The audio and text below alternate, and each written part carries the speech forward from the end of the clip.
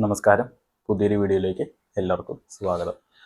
അപ്പം എൻ്റെ കഴിഞ്ഞ ദിവസത്തെ വീഡിയോയ്ക്ക് നല്ല വ്യൂസ് കിട്ടി. ഏകദേശം ഞാൻ നോക്കിയപ്പം 336 ആളുകളാണ് എൻ്റെ വീഡിയോ കണ്ടത്. ഇപ്പോൾ കൂടിയെന്ന് തോന്നുന്നത്. ഒരുപാട് സന്തോഷമുണ്ട് എൻ്റെ വീഡിയോ എല്ലാവരും കാണുന്നതിലും അതുപോലെ സബ്സ്ക്രൈബ് ചെയ്തതിൽ ഒരുപാട് സന്തോഷം. അപ്പം നിങ്ങൾ കാണുന്നതാണ് എൻ്റെ ഏറ്റവും വലിയ സന്തോഷവും. അതുപോലെ തന്നെ നിങ്ങളുടെ സപ്പോർട്ട് കിട്ടുമ്പോഴാണ് ഈ ചാനൽ വളരുന്നത്. ഒരുപാട് സന്തോഷമുണ്ട് എല്ലാവരും വീഡിയോ കാണുന്നതിൽ. അപ്പോൾ തുടർന്നും ഞാൻ ഈ സപ്പോർട്ട് പ്രതീക്ഷിച്ചുകൊണ്ടാണ് അടുത്ത വീഡിയോസ് ചെയ്യുന്നത്. അപ്പോൾ ഞാൻ ഇന്ന് പറയാൻ പോകുന്നത് വെച്ചാൽ ഈ പക്ഷികളുടെ കാര്യം. ഇത് പക്ഷികളുടെ ശബ്ദം നമുക്കെല്ലാവർക്കും ഭയങ്കര ഇഷ്ടമാണ്. അപ്പം ഈ പക്ഷികളുടെ ഈ കൂടുതലായിട്ടുള്ള കാര്യങ്ങൾ എനിക്കറിയത്തില്ല. ഞാനും കരുതിയിട്ടുള്ളത് പക്ഷികളുടെ ശബ്ദം കൂടുതലും പെൺപക്ഷികളാണെന്നാണ് ഞാനും കരുതിയിട്ടുള്ളത്. എന്നാൽ പെൺപക്ഷികളും പാടുന്നുണ്ട്, ആൺപക്ഷികളും പാടുന്നുണ്ട്. എല്ലാവരും എനിക്ക് തോന്നുന്നു ഈ പക്ഷികളുടെ ഇഷ്ടപ്പെടുന്ന ആളുകളുണ്ടല്ലോ, പക്ഷി വളർത്തുന്ന ആളുകൾ, അവർ ചിലപ്പോൾ കരുതി കാണും പെൺപക്ഷികളെക്കാൾ കൂടുതലും പാടുന്നത് ആൺപക്ഷികളാണെന്ന്. എന്നാൽ ആ ഒരു തെറ്റിനെ തിരുത്തിക്കൊണ്ടാണ് പുതിയ ഗവേഷണം വന്നിരിക്കുന്നത്.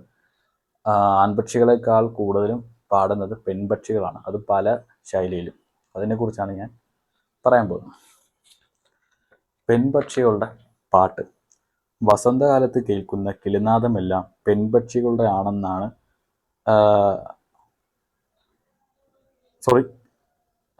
വസന്തകാലത്ത് കേൾക്കുന്ന കിളിനാദമെല്ലാം ആൺപക്ഷികളുടെ ആണെന്നാണ് പൊതുവെ ധാരണ. എന്നാൽ ആ ധാരണയെ മാറ്റിമറിക്കുകയാണ് the sound approach to birding 2 എന്ന ഫീൽഡ് ഗൈഡ് പുസ്തകവും പുതിയ ചില പഠനങ്ങളും. അപ്പം ഞാൻ പറഞ്ഞില്ല, ഞാൻ ആദ്യം പറയുമ്പോഴേക്ക് തെറ്റിപ്പോയി.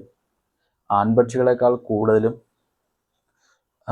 പാടുന്നത് പെൺപക്ഷികളാണ് ഈ വസന്തകാലത്തൊക്കെ.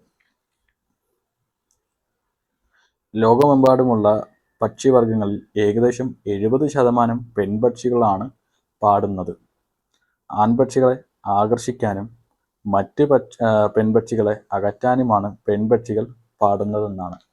പെൺപക്ഷികൾ പാടുന്നത് ഇഷ്ടപ്പെട്ട പക്ഷിയെ ആകർഷിക്കാനും അടുത്തേക്ക് വരുത്താനും അതുപോലെ തന്നെ പെൺപക്ഷികളെ അകറ്റാനും വേണ്ടിയിട്ടാണ്, മറ്റ് പെൺപക്ഷികളെ അകറ്റാനും വേണ്ടിയിട്ടാണ് പെൺപക്ഷികൾ പാടുന്നത്.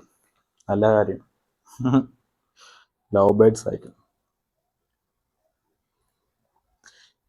ഈ മേഖലയിലെ ഗവേഷകയായ ലൂസി മാക്റോഫോർഡ് പറയുന്നത്, ഉഷ്ണമേഖലയിൽ പെൺപക്ഷികളും ആൺപക്ഷികളും ഒരേപോലെ പാടാറുണ്ട്. ചില സ്പീഷീസുകളിലെ പെൺപക്ഷികളാണ് ഗാനം രൂപപ്പെടുത്തുന്നതിലും പുതിയ ശൈലികൾ നിശ്ചയിച്ചതിലും പ്രധാന പങ്ക് വഹിക്കുന്നത് പെൺപക്ഷികളാണ്. ആൺപക്ഷികളെക്കാൾ വ്യത്യസ്തമായിട്ട് പാടുന്നതും പുതിയ ശൈലികളൊക്കെ കൊണ്ടുവരുന്നത് പെൺപക്ഷികളാണ്, അതും പല സ്പീഷീസിലും. 200 സ്പീഷീസിലുള്ള പക്ഷികളുടെ 300-ലധികം ശബ്ദങ്ങൾ ഉൾപ്പെടുന്ന ലൈബ്രറി ഈ ഗൈഡിന്റെ ഭാഗമായി തയ്യാറാക്കിയിട്ടുണ്ട്. രചയിതാവായ മാർക്ക് കോൺസ്റ്റന്റൈൻ പറയുന്നത്, 200 സ്പീഷീസിലുള്ള പക്ഷികളുടെ 300 തരത്തിലുള്ള ശബ്ദങ്ങളാണ് ഈ ഗൈഡിന്റെ ആളുകൾ തയ്യാറാക്കിയെടുത്തിരിക്കുന്നത്. യൂറോപ്പ്, വടക്ക് ആഫ്രിക്ക, മിഡിൽ ഈസ്റ്റ് എന്നിവ ഉൾക്കൊള്ളുന്ന ജൈവഭൂമി ശാസ്ത്ര മേഖലയിലായി വെസ്റ്റേൺ പാലിയോർട്ടിക്കിൽ കാണപ്പെടുന്ന പെൺപക്ഷികളുടെ ശബ്ദങ്ങൾ റെക്കോർഡ് ചെയ്തിട്ടുള്ള സൗണ്ട് അപ്രോച്ചിന്റെ ഓൺലൈൻ ആർക്കൈവിലാണ് ഈ ലൈബ്രറിയിലുള്ള ശബ്ദ ക്ലിപ്പുകൾ എടുത്തു വയ്ക്കുന്നത്.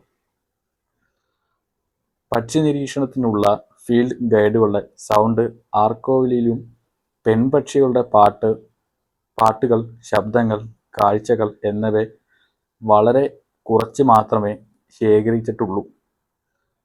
പെൺപക്ഷികളുടെ ശബ്ദം, പാട്ട്, അവരുടെ കാഴ്ചകൾ അവർ കുറച്ച് മാത്രമേ. ഇതൊക്കെ എനിക്കൊന്നും ഈ വംശനാശമുള്ള പക്ഷികളാണെന്ന് തോന്നുന്നു. ഇപ്പോൾ കാടുകളിൽ നമ്മുടെ ഈ നാട്ടിൽ കാണുന്ന പക്ഷികൾ അങ്ങനെ ഒരുപാട് പക്ഷികളില്ലല്ലോ, എല്ലാം കാട്ടിലാണല്ലോ. ഇപ്പം പൂർവിക കാലത്തുള്ള പക്ഷികളൊക്കെ താമസിക്കുന്നത് ഈ കാടുകളിലാണ്. നമുക്കിപ്പോൾ കാടുകളിൽ അങ്ങനെ പോകാൻ കഴിയാത്തതുണ്ട്. അതുപോലെ തന്നെ ചില ഐലൻഡ് ഉണ്ട്, ഒറ്റപ്പെട്ട ദ്വീപുകളുണ്ട്.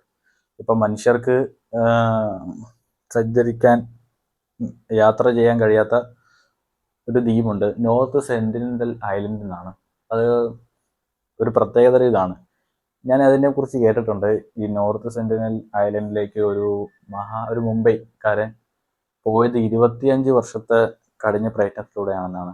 കാരണം അവിടുത്തെ മനുഷ്യർ ഒരു പ്രത്യേക ഒരു ഇനമാണ്. നമ്മളെ പോലുള്ള മനുഷ്യരല്ല, പ്രത്യേക ഒരു ഇനമാണ്. അവർക്ക് ഏറ്റവും ആകർഷണമുള്ളത് തേങ്ങയിലാണ്. തേങ്ങ കൊടുത്താണ് ഈ പറഞ്ഞ വ്യക്തി ആ മനുഷ്യരുടെ ഇടയിലേക്ക് വരുന്നത്.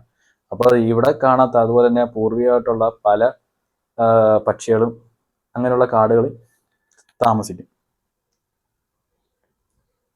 2016 ഗ്ലോബൽ സെനോ കാൻഡോ ശബ്ദ ലൈബ്രറി രേഖപ്പെടുത്തിയിട്ടുണ്ട്.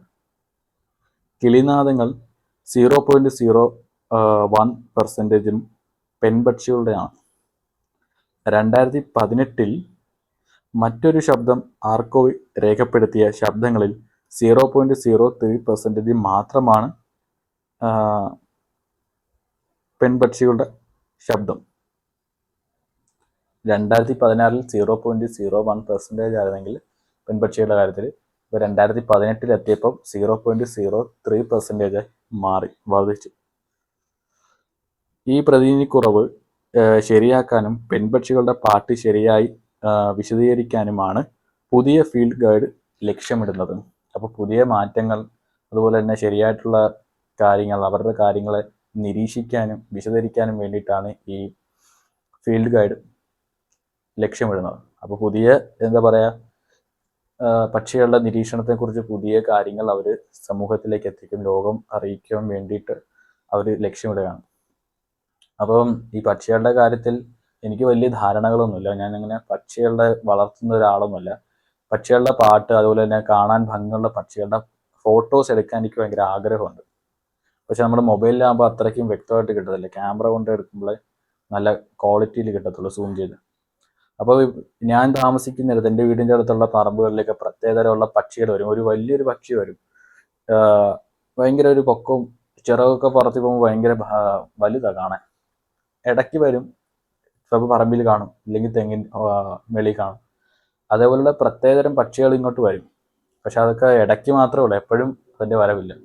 അപ്പം ഈ പക്ഷികളെ കാണുക, ആസ്വദിക്കുകയും അവരുടെ പാട്ടുകൾ ആസ്വദിക്കുകയും ചെയ്യുന്ന ഒരാൾ തന്നെയാണ് ഞാൻ. അപ്പോൾ പുതിയ വിശദീകരണത്തിൻ്റെ ലക്ഷ്യം ഇവിടെയാണ് ഈ ഫീൽഡ് ഗൈഡ്. അപ്പം നിങ്ങൾക്കിത് മനസ്സിലായെങ്കിൽ നിങ്ങൾക്കത് കാര്യങ്ങളൊന്നുകൂടെ മനസ്സിലാക്കാൻ വേണ്ടിയിട്ട് നിങ്ങളൊന്ന് റിപ്പീറ്റ് കേൾക്കുക. ഇത് ചെറിയൊരു കാര്യം തന്നെയാണ്, വെറുതെ ഒരു അറിയിപ്പ്. പക്ഷികളെ ഇഷ്ടപ്പെടുന്ന ആളുകൾക്ക് ഇത് വലിയൊരു കാര്യം തന്നെയായിരിക്കും.